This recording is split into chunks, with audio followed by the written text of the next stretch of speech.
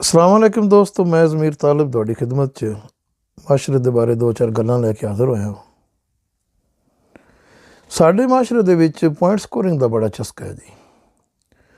और उसदी वजह यह है कि साडा जिहड़ा माशरा है ना, जेह्ड़े ताकतवर लोग सन, जेह्ड़े ताकतवर तबके सन, जट गुज्जर ते राणे राजे, ये चारे ग्रुप जिहड़े न जी, ये बेसिकली हिंदू राजपूत सन ते हिंदू मतलब मुसलमान होए न। इन्हें इस्लाम तो कबूल किया सूफिया कराम के हथों से बैत करके ना जी, उन्होंने सबब नाल मुसलमान। सूफिया कराम जो ना जी, वो क्योंकि तरीके ज़्यादा तलक रखते सन, शरीयत नाल उन्होंने इन्ना वास्ता कोई नहीं सी हुंदा। ते फिर शरीयत सीखने वास्ते जोड़ा ना जी, साडी कला माशरे का जो लोएस्ट तबका है ना, लो कास्ट तबका, जिन्होंने कमी भी किया जाता है। मैं माजरत चाहना, मैं कोई डिस्क्रिमिनेशन नहीं करना चाहता, ना कर रहे हैं, लेकिन हकायक ने इस वास्ते इन्होंने इस तरह बयान करना पवेगा। वो शरीयत सीखने वास्ते ना जी अगे आ गए, उन्हें शरीयत सीखी भी तो फिर शरीयत सिखाई भी। उसकी वजह यह सी कि साडा जिहड़ा लोग तबका सी ना जी, कमी जिहड़े लोग सन, उन्होंने इस इलाके दे विच पूरे बरसगीर विच और पाकिस्तान च बदस्तूर यही सूरत हाल है कि किसी कमी का जोड़ा ना जी नाम ही सीधा बंदा कोई नहीं बुलांदा। जिहड़े चौधरी साहिबान ने जी, बड़े बड़े नवाब ते वडेरे जिहड़े ने, अगर किसी का नाम नज़र है तो नज़रा ही आखना है, जे अशरफ ना है तो अच्छू ही आखना है, सीधा नाम ही कोई नहीं उन्हें बुलाना। तो लेकिन शरीयत सीखण तो बाद जिस वक्त किसी ने हिफज कर लिया, तो ये क्योंकि जोड़े चारे वड्डे तबके सन, चारे वड्डे ग्रुप सन, राणे राजे जट ते गुज्जर, हिंदुओं तो मुसलमान हुए। हिंदू जोड़े ना जी, ये वहमी बड़े होंगे ने, ये डरते बड़ा ने मजहब तो, भावें इसका एहतराम करन या ना करन, डर बड़ा होंदा है। तो फिर इन्होंने इस तरह किया कि अगर किसी ने हिफज कर लिया ना, तो वो मजबूरन उन्होंने फिर भावें लो क्लास का ही बंदा सी, लो कास्ट का ही बंदा सी, उन्होंने फिर उन्होंने हाफिज साहब आखना शुरू कर लिता, इमाम साहब, कारी साहब, काजी साहब। तो वो उन्होंने वास्ते बड़ी गल सी, जिन्हों ने पिछले 7 नस्लों भी किसी बंदे ने किसी का सीधा नाम भी लैके नहीं बुलाया, उन्होंने नाम के नाल साहब लग गया, उन्होंने वास्ते बड़ी वड्डी तब्दीली सी, बड़ा वड्डा इनकलाब सी। लेकिन इसका नुकसान ये होया जी कि साडा जिहड़ा माशरा है ना, चूँकि वो बुनियादां फिर जड़ियां इन्हें रखियां, तो वो तमीर भी इन्हें ही की। इन्हें अपना गरीबों का ना जोड़ा वो विजन बहुत थोड़ा तो बहुत कमज़ोर होंदा सी, इन्हां दे ख्यालात की वसत बहुत थोड़ी होंदी। इन्हां वास्ते बड़ी वड्डी गल होंदी है कि एक पिंड का या इलाके का चौधरी जड़ा ना, किसी गरीब के कमी के घर चंगी माड़ी ते आ जाए, तो वह भी बयान करते हैं, फलाने बंदे की बेटी रुखसत करने वास्ते चौधरी साहब या वडेरा साहब या सरदार साहब नवाब साहब खुद वो घर आए ने, उन्हें आके दाद रसी की, या किसी की बीमार पुरसी ते आ जाए, बुलाते कोई नहीं बीमार पुरसी ते, वो वास्ते बड़ी गल है। अगों जिसले इन्हें शरीयत सीख ली ना, तो इन्होंने फिर शरीयत के विचों रवायात भी इस किस्म दी कढ़ के तो बयान करनी शुरू कर दी। पता नहीं उन्होंने सनद दुरुस्त है सी या कोई नहीं सी, या जो भी सूरत हाल सी कि हज़रत उमर फारूक जड़े जी खलीफा जड़े जी, राती उठ के तो गलियां दे विच मदीने दी चक्कर लगाते तो लोगों की खैर खबर जी लेंदे। इन्होंने ये नहीं पता कि हज़रत उमर फारूक दा अद्धी ज़मीन ते हुकूमत सी, उन्होंने सल्तनत सी उन्होंने। तो वो अगर एक शहर दी 2-4 गलियां, ज़ाहिर है पूरा शहर तो फिर भी नहीं लेंदे होने, जो 2-4 गलियां किसी एक शहर दी फिर भी लेंदे होने ने, तो बाकी हज़ारां या लखां शहरों के जोड़े लोग बसन वाले ने, उन्होंने वाली वारस कौन होंदा होवेगा।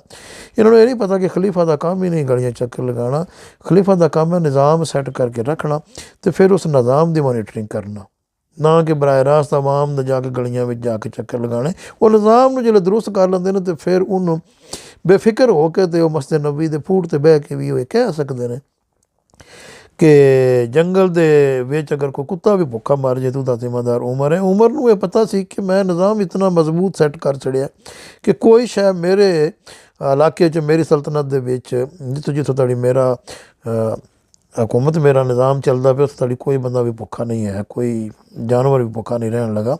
ये तां कहना पैंदा। इन्होंने इस चीज़ की समझ नहीं आई ना।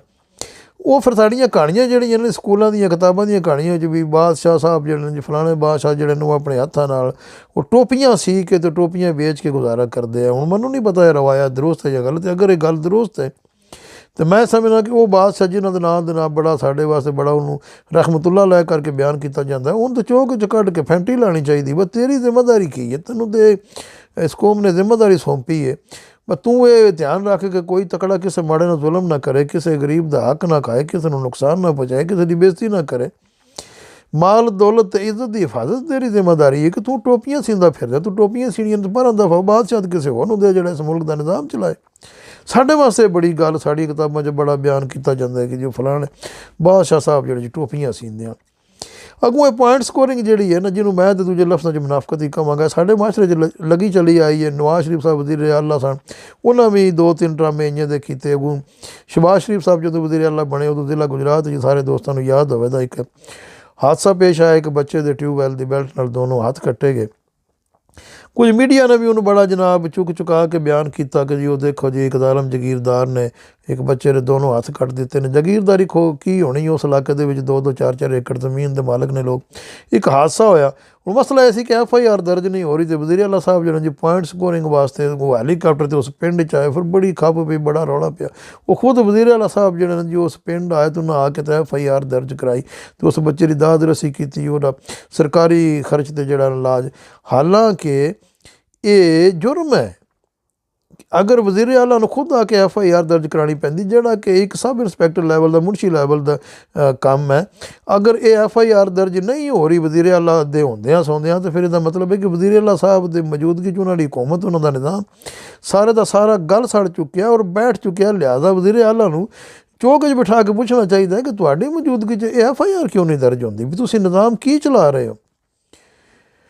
ਯਾਨੀ ਇਹ ਇੱਕ ਬੱਚੇ ਦੇ ਨਾਲ ਤਾਂ ਜ਼ਿਆਦਤੀ ਨਹੀਂ ਨਾ ਹੁੰਦੀ, ਵੀ ਪੂਰੇ ਪੰਜਾਬ ਦੇ ਵਿੱਚ ਅਗਰ ਤੁਸੀਂ ਦੇਖੋ ਤਾਂ ਡੇਲੀ ਹਜ਼ਾਰਾਂ ਨਹੀਂ ਲੱਖਾਂ ਲੋਕਾਂ ਨਾਲ ਜ਼ਿਆਦਤੀ ਹੁੰਦੀ ਹੈ। ਕਿਸੇ ਦਾ ਪਲਾਟ ਖੋਈ ਗਿਆ, ਕਿਸੇ ਦੀ ਜ਼ਮੀਨ ਖੋਈ ਗਈ, ਕਿਸੇ ਦਾ ਭੈਣ ਮਾਰ ਗਈ, ਕਿਸੇ ਦਾ ਭਰਾ ਮਾਰ ਦਿੱਤਾ, ਕਿਸੇ ਦਾ ਮਾਂ ਪਿਓ ਮਾਰ ਦਿੱਤਾ।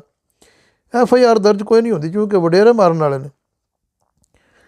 ਲੇਕਿਨ ਸਾਡੇ ਮਾਸ਼ਰੇ ਵਿੱਚ ਕਿਉਂਕਿ ਮੁਨਾਫਕਤ ਮੌਜੂਦ ਹੈ, ਇਸ ਵਾਸਤੇ ਪੁਆਇੰਟ ਸਕੋਰਿੰਗ ਜਿਹੜੀ ਹੈ ਨਾ, ਇਹ ਬੰਦੇ ਵੀ ਬੜਾ ਇਹਨੂੰ ਜਿਹੜਾ ਦਰਜਾ ਅਹਿਮੀਅਤ ਦਿੰਦੇ ਨੇ। ਦਫਾ ਨਾਰਵੇ ਦੇ ਵਿੱਚ ਬੜਾ ਵੱਡਾ ਹਾਦਸਾ ਹੋਇਆ। ਮੈਂ ਨਹੀਂ ਸਮਝਦਾ ਕਿ ਨਾਰਵੇ ਦੀ ਤਾਰੀਖ ਸ਼ਾਇਦ ਇਸ ਤੋਂ ਵੱਡਾ ਕਦੀ ਕੋਈ ਹਾਦਸਾ ਹੋਇਆ ਹੋਵੇ। ਇੱਕ ਜ਼ਾਲਮ ਆਦਮੀ ਨੇ 100 ਬੱਚਾ, ਨਾਰਵੇ ਦਾ ਯੰਗ ਬੱਚਾ, ਸਕੂਲਾਂ ਕਾਲਜਾਂ ਦੇ ਬੱਚੇ ਜਿਹੜੇ ਨੇ ਜੀ, ਉਹਨਾਂ ਦੀ ਨਾਰਵੇ ਦਾ ਮੁਸਤਕਬਲ, ਉਹਨੇ 100 ਬੱਚਾ ਮਾਰ ਛੜਿਆ। ਉਹਦੀ ਵਜੂਹਾਤ ਕੀ ਸੀ ਉਹ ਤਾਂ ਇੱਥੇ ਬਿਆਨ ਕਰਨ ਦਾ ਵਕਤ ਨਹੀਂ ਹੈ। ਲੇਕਿਨ ਇਹ ਕਿ ਮੈਂ ਨਹੀਂ ਦੇਖਿਆ ਕਿ ਕਿਸੇ ਮੈਂਬਰ ਆਫ ਪਾਰਲੀਮੈਂਟ ਨੇ ਜਾਂ ਕਿਸੇ ਵਜ਼ੀਰ ਨੇ, ਹੱਦ ਤੱਕ ਵਜ਼ੀਰ ਆਜ਼ਮ ਨੇ ਜਾਂ ਬਾਦਸ਼ਾਹ ਨੇ ਵੀ ਪੁਆਇੰਟ ਸਕੋਰਿੰਗ ਦੀ ਕੋਸ਼ਿਸ਼ ਕੀਤੀ ਹੋਵੇ, TV 'ਤੇ ਆ ਕੇ ਬਿਆਨ ਦਿੱਤੇ ਹਾਂ ਅਸੀਂ ਇਹ ਕਰ ਦਿਆਂਗੇ, ਅਸੀਂ ਉਹ ਕਰ ਦਿਆਂਗੇ। ਨਹੀਂ, 3-4 ਘੰਟੇ ਜਿਹੜਾ ਨਾ ਜੀ ਉਹ ਬੰਦਾ ਛੁਪਿਆ ਫਿਰਦਾ ਰਿਹਾ ਜਿਸ ਨੇ ਸਾਰਾ ਜ਼ੁਲਮ ਕੀਤਾ। 3-4 ਘੰਟੇ ਪੁਲਿਸ ਦਾ ਬੰਦਾ, ਜਿਹੜਾ ਮੁਤਲਕਾ ਮਹਿਕਮੇ ਦਾ ਬੰਦਾ ਜਿਹੜਾ ਨਾ ਜੀ, ਉਹ ਹੀ TV ਦੇ ਸਾਹਮਣੇ ਰਿਹਾ ਔਰ ਤਮਾਮ ਸਾਫੀਆਂ ਦੇ ਮੁਖਤਲਿਫ ਸਵਾਲਾਂ ਦੇ ਜਵਾਬ ਦਿੰਦਾ ਰਿਹਾ। 3-4 ਘੰਟੇ ਬਾਅਦ ਉਹਨਾਂ ਨੇ ਬੰਦਾ ਫੜ ਲਿਆ ਔਰ ਉਹਨੂੰ ਫੜ ਕੇ ਤਾਂ ਕਾਨੂੰਨ ਦੇ ਹਵਾਲੇ ਕਰ ਦਿੱਤਾ। ਅਦਾਲਤਾਂ ਜੋ ਵੀ ਉਹਦੇ ਮੁਤਲਕ ਫਿਰ ਫੈਸਲਾ ਕੀਤਾ।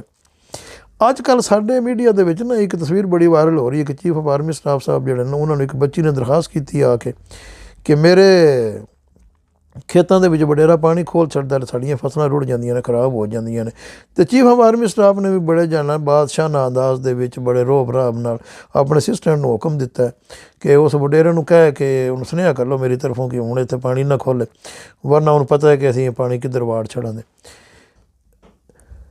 ਅਤੇ ਇਹ ਅਗਰ ਆਜ਼ਾਦ ਮੁਲਕ ਹੁੰਦਾ ਨਾ ਜੀ, ਆਜ਼ਾਦ ਮਾਸ਼ਰਾ ਹੁੰਦਾ, ਅਤੇ ਫਿਰ ਚੀਫ ਆਫ ਆਰਮੀ ਸਟਾਫ ਨੂੰ ਇਹ ਪੁੱਛਿਆ ਜਾਂਦਾ ਕਿ ਜਨਾਬ ਤੁਹਾਡਾ ਤਾਂ ਕੰਮ ਹੀ ਨਹੀਂ, ਤੁਸੀਂ ਕਿਸ ਤਰ੍ਹਾਂ ਇਹ ਸੁਨੇਹੇ ਕਰਦੇ ਫਿਰਦੇ ਹੋ ਅਤੇ ਇਹ ਹੁਕਮ ਜਾਰੀ ਕਰਦੇ ਫਿਰਦੇ ਹੋ। ਲੇਕਿਨ ਚਲੋ, ਅਗਰ ਤੁਸੀਂ ਇਹ ਬਾਦਸ਼ਾਹ ਲੈ ਲਈਏ ਧੱਕੇ ਨਾਲ ਹੀ ਆਪਣੇ ਉੱਤੇ, ਤੁਸੀਂ ਬਾਦਸ਼ਾਹ ਸਵਾਰ ਕਰ ਲਈਏ ਤਾਂ ਆਪੂ ਬਾਦਸ਼ਾਹ 'ਤੇ ਸਵਾਰ ਹੋ ਗਏ ਹੋ, ਕਬਜ਼ਾ ਕਰ ਲਿਆ, ਅਤੇ ਫਿਰ ਜਨਾਬ ਤੁਹਾਡੀ ਖਿਦਮਤ 'ਚ ਇੱਕ ਛੋਟੀ ਜਿਹੀ ਗੁਜ਼ਾਰਿਸ਼ ਇਹ ਹੈ ਕਿ ਇਕੱਲੀ ਬੱਚੀ ਨਹੀਂ, ਇਸ ਪੂਰੇ ਮੁਲਕ ਦੇ ਵਿੱਚ ਲੱਖਾਂ ਬੱਚਿਆਂ ਦੇ ਰੋਜ਼ ਨੁਕਸਾਨ ਕੀਤੇ ਜਾਂਦੇ ਨੇ। ਕਿਸੇ ਦੀ ਫਸਲ ਰੋੜੀ ਜਾਂਦੀ ਹੈ, ਕਿਸੇ ਦਾ ਮਾਂ ਮਾਰੀ, ਕਿਸੇ ਦਾ ਪਿਓ ਮਾਰਿਆ, ਕਿਸੇ ਦਾ ਭਰਾ ਮਾਰਿਆ ਜਾਂਦਾ, ਰੋਜ਼ ਮਾਰੇ ਜਾਂਦੇ ਨੇ ਔਰ FIR ਦਰਜ ਨਹੀਂ ਹੁੰਦੀਆਂ ਕਿਉਂਕਿ ਮਰਨ ਵਾਲੇ ਵਡੇਰੇ ਨੇ। ਜੇ ਤੁਸੀਂ ਇਹ ਦਾਦ ਰਸੀ ਕਰਨੀ ਹੈ ਤਾਂ ਫਿਰ ਸਾਰਿਆਂ ਦੀ ਕਰੋ ਨਾ, ਫਿਰ ਇੱਕ ਬੱਚੀ ਦੀ ਦਾਦ ਰਸੀ ਲਈ ਤੁਹਾਡਾ ਕੰਮ ਨਹੀਂ ਆਉਣਾ। ਫਿਰ ਸ਼ੁਕਰੀਆ।